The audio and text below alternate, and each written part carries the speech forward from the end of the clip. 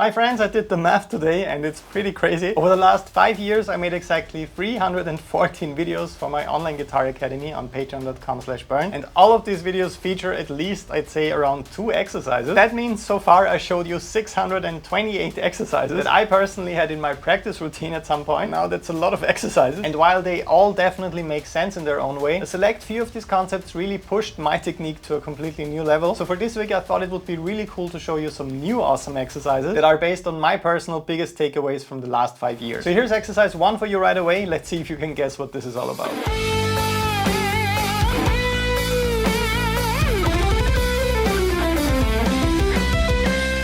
Alright, so maybe you could see it already. With this first exercise, I'd like to talk a little bit about thumb and finger positioning on the fretboard. Specifically, one thing I'm very misunderstood about. The important question, should your thumb always be supporting the fingers from behind the neck? And is it forbidden to have it reaching out from behind the neck like this? So if you watched a couple of my videos by now, you know that I recommend positioning your thumb behind your middle finger for anything that's quite technical. You simply have the most amount of control over each finger this way, and you can also stretch much further. But when it comes to string bending and vibrato, as you could hopefully see with this first exercise, my thumb is positioned like this. Because if you have your thumb behind your fingers like this and you try to bend like this, it can be done, and some players kind of get good results doing this. But for me, in most cases, it just ends up sounding a little bit stiff. And if you're not careful with this kind of bending, you might develop a bad habit. And that's pushing with your fingers in order to bend the strings. So not using your wrist at all, just pushing the string up with your finger. That doesn't only feel really strange, you might really hurt yourself because you have to push really hard with your finger if you're just using one. So for string bending, it's perfectly fine for me if the thumb creeps up from behind like this, because I'm fully focused on getting some really expressive notes, wide vibrato, and on hitting the pitch correctly when I'm bending. So in that situation, I'm thinking less about perfect technique and having my fingers really close to the fretboard. It's much more about letting the guitar sing. And I'm using my wrist for the vibrato like this, which is kind of impossible if you have your thumb behind the fingers. So a lot of shredders develop a very small and kind of awkward vibrato, just kind of pushing the string up and down like this. In a lot of cases, I personally want it really wide, so I'm using my wrist for that. Almost like a small bend really, bend, release, and so on. And the reason why this first exercise is so great is because I'm basically forcing you to switch between those 2 different playing styles. For the first half of the exercise, you have to perform relatively big bends, whole tone bends, followed by some nice vibrato. But then you have to immediately switch into shredding mode. You have to support your fingers from behind the neck for some nice alternate picking and legato phrases, followed by a little bit of sweep picking at the end. So the reason why this exercise is so important is because you combine those 2 worlds and you essentially train your brain to automatically switch between those 2 playing styles. So when I'm playing a guitar solo, I'm not thinking, oh, I have to position my thumb here for the bends and here for the technical stuff. It's fully automated by now simply because I worked on exercises that combine those 2 approaches in my routine. But here's the next exercise. Let's see if you can guess the big benefit of that one.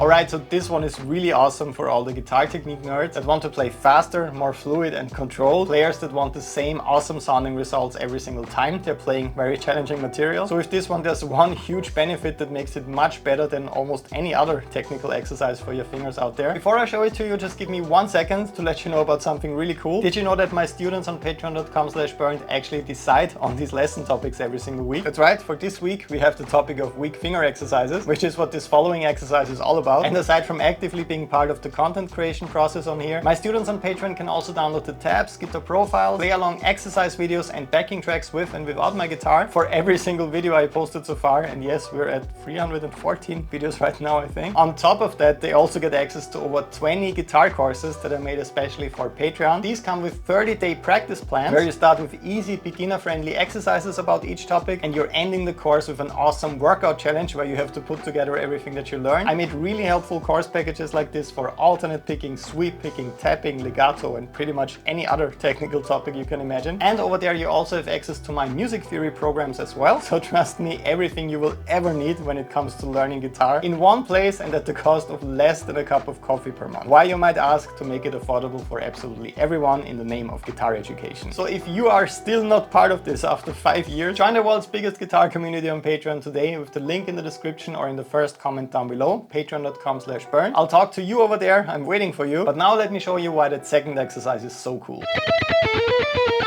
So this one might look like a pure picking exercise, and it's definitely a great exercise for your picking technique. I'm using alternate picking here, so down, up for everything. That's not that easy with all the string transition in there.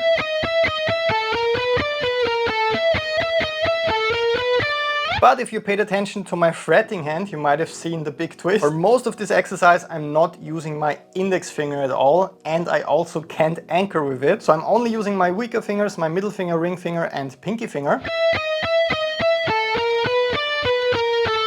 And if you do that for the first time, it might feel a little bit crazy because we're all kind of used to anchoring with our index finger. So even though you might be used to 3-note per string patterns and playing that stuff with legato, you're probably pressing quite hard with your index finger while your other fingers are working like this. That's a pretty bad habit when it comes to legato, but also when it comes to pretty much anything else you want to do with your fretting hand. And this really stands in the way of developing your weaker fingers and making them stronger and more independent. So with a cool sounding exercise like this, where you are forced to work with your weaker fingers and you're not allowed to even engage your index finger, you're actively working on your weak finger control and independence. The first phrase might be the trickiest one, because you have to go back and forth between your pinky finger and your ring finger, and those two are kind of sometimes almost glued together and very hard to move independently. If you feel like that's the case when you try this for the first time, you just found your perfect exercise for the next couple of weeks. And later I'm also activating my index finger for those chromatic lines. And although you're not just using your weaker fingers for this part anymore, I still want you to focus on not anchoring with the index finger, so lifting it a little bit after you use it. For most complex arpeggios and scale work, this is kind of how it should feel like, actually using all of your fingers independently instead of always anchoring with the index finger and kind of helping out a little bit. That will make your playing sound much less stiff, and you will finally feel much more in control when you're playing fast and technical stuff, because you will feel like you can control all of your fingers independently and they are finally doing what you're telling them. Alright, and for the next exercise I want to talk about something that is feared by even very professional players. An absolutely frustrating topic, but it's really worth it to work on this one. Since we have the topic of weak fingers today and finger training, we should definitely also talk about finger rolling when it comes to arpeggio shape. Maybe you've worked on this already. Some arpeggios you can't really use one finger per string because the shape is nice and symmetrical. You often have to bar some strings similar to a bar chord, but as you might know, the main challenge is you don't want these notes to overlap, so you have to roll your finger a little bit. Here's the next exercise for you. This is how it should sound like.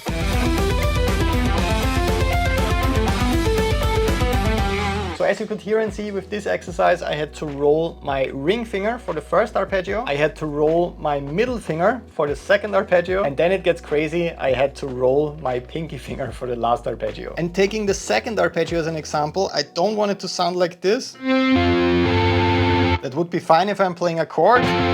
But by rolling my finger like this when I'm playing the arpeggio down and up, I can separate the notes like this, and I was also not muting with my right hand here, so I wasn't cheating. This is a really cool skill because you can play really crazy arpeggio shapes. For example, the last one where I'm rolling with my pinky finger, that's a kind of unusual one. That one's really tricky, but it sounds quite unique. And if you never work on this in your practice routine, and if you don't learn how to do this, you're simply missing out on a lot of really awesome arpeggio shapes. So if you never did this before, I think the best way of learning it is starting with the first arpeggio I showed you, the one for E minor. With this one you can clearly see how I'm playing here on the 9th fret on the D string, and then I'm just flipping my finger like this a little bit, so I'm rolling it this way. And for the first arpeggio you just have to do it on the D and G string, so you just have to do it for 2 strings. Here's how that looks like when I go back down. So I make sure not to touch the fret like I always do, very close to my fingernails. It's more like this so that I can roll it upwards like that, and I get my usual grip on the D string after rolling it like this from the G string. And the second more advanced exercise is rolling over 3 strings with your middle finger for that F major arpeggio. That requires a bit more patience and training, but it's essentially the same movement. You just have to roll your finger a little bit like this to separate the strings. And if you really want to master this, you can tackle the last exercise where you actually have to roll with your pinky finger. This one's a bit crazy. very, very difficult and much harder than it looks, but the result is really rewarding. And here's your absolute biggest takeaway for this week. As always, I saved the best for last to reward you awesome people that actually watch these videos until the end. My personal biggest takeaway from practicing and showing you over 600 exercises over the last couple of years is that you make a lot of progress the more practical it gets, especially at the end of your practice routine when you're really warmed up. So the big mind-blowing moment for this video, kind of like the big twist at the end of a movie, is that all the exercises I showed you in this video are actually part of one guitar solo that I wrote for this video. So if you put exercises 1, 2 and 3 together, it sounds like this, and playing this at any tempo you want would be your big practice goal for this week. Let's check it out.